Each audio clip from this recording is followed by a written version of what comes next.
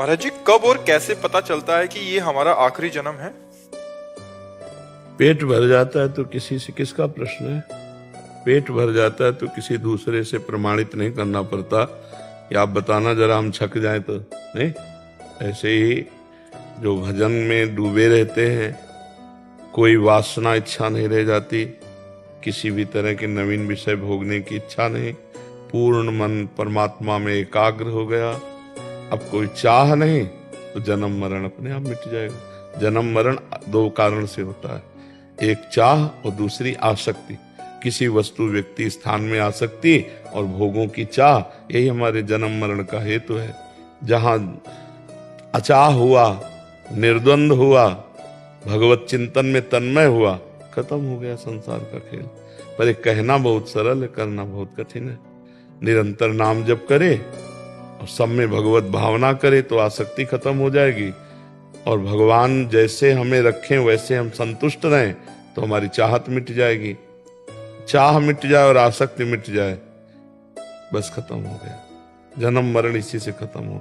जब हृदय में कोई चाह न रह जाए, कोई भोग भोगने की इच्छा जागृत न हो, कोई मान प्रतिष्ठा पद आदि की चाह न हो, तो वही भगवान की प्राप्ति के योग्य हृदय हो जाता है। पर इसके लिए बहुत साधन करना पड़ता है, कोई ऐसा थोड़ी कि ऐसे हो जाएगा। हाँ, ब्रह्मचर्य से रहना, नाम जप करना, पवित्र आहार, पवित्र शास्त्रों का स्वाध्याय, सबके प्रति परोपकार की भावना, तब कहीं जाकर वृत्तियां आती हैं। इसीलिए लोग सत्य मार्ग से लुढ़क करके फिर पाखंड और दंभ में चले जाते हैं, क्योंकि ये चढ़ाई है, इसमें सब इंद्रियों को रोकना है। तो इंद्रियों को रोकना तो बहुत कठिन होता है। जो कामना हुई उसको दबा दो, सोई वीर हो जाओगे, महान वीर हो जाओगे। पर वो हमको दबा देती कामनाएं। ऐसा लगता है तभी शांति मिलेगी जब जो हमारे मन में इच्छा आई उसकी पूर्ति हो जाए। और भगवान कहते त्यागात शांति निरंतरम, इच्छाओं के त्याग से शांति मिलेगी। हम समझते हैं कि हमारी इच्छाओं की पूर्ति हो जाए तो शांति मिलेगी। इसीलिए इच्छाएं ही हमें जन्म मरण देने वाली हैं। भोगाशक्ति, शरीराशक्ति, लोकाशक्ति, धनाशक्ति, ये सब आसक्तियां भरी हुई है।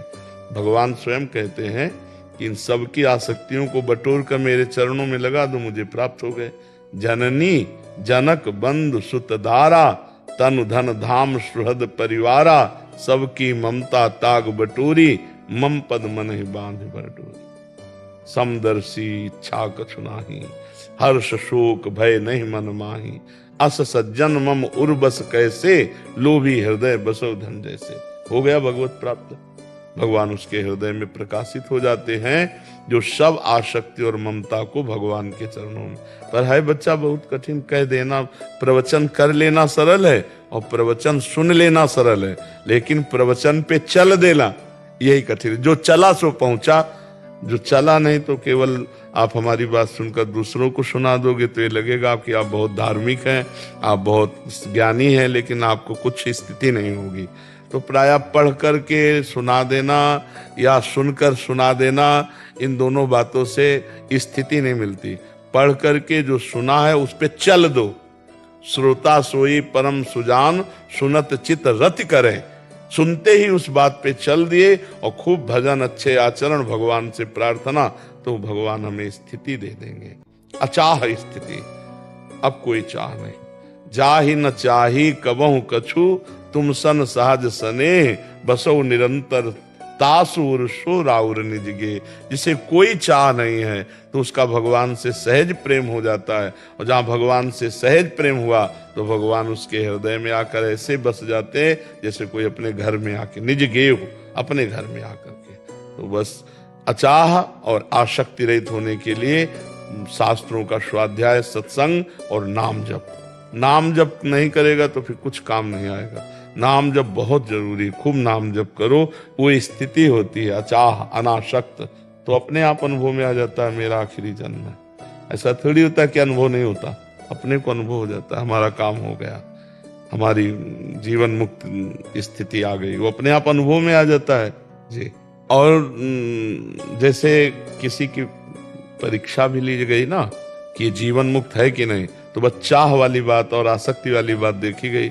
एक बार श्री भगवान परमहंस सुखदेव जी महाराज जब ब्रह्म तत्व का अनुभव हुआ, जो जन्म मरण का नाश करने वाला है, तो अपने पिता श्री कृष्ण द्वैपायन के पास गए और कहा, प्रभु जो मुझे स्थिति प्राप्त है, क्या यही स्थिति जीवन मुक्ति स्थिति है? तो उन्होंने कहा, ये बात जनक जी के पास जाओ, वो तुम्हें बताएंगे। तो श्री सुखदेव जी गए, कई बार एकांतिक में सुनाया है। तो द्वारपाल ने जाकर के बताया कि महाराज परमहंस शिरोमणि सुखदेव जी आए हैं। त्रिकालज्ञ जनक जी, तीनों काल का ज्ञान रखने वाले थे, भूत भविष्य वर्तमान।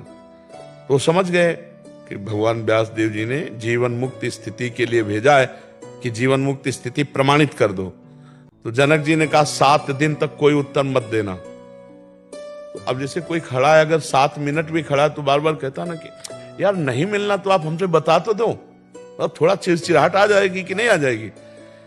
लेकिन 7 दिन तक इंतजार करना और कोई उत्तर न मिलना, पर वैसे ही खड़े रहे, शांत शांत एकदम। जनक जी रोज पूछते, आज क्या है?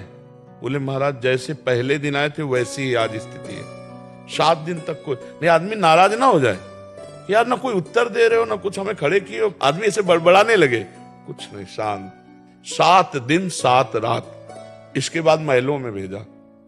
और जो नवीन अवस्था की दासियां थी, सुखदेव जी 16 वर्ष की अवस्था, दिगंबर, भगवदानंद में पूर्ण, वस्त्र धारण नहीं करते थे। 9 युवतियां सेवा कर रही, रोज की रोज सूचना। जनक जी पूछते, उन महापुरुष के शरीर में, मुख में किसी भी तरह की कोई हरकत? तो उनका जैसे गेट में खड़े थे ना, वैसे युवतियों के बीच में भी वो खड़े।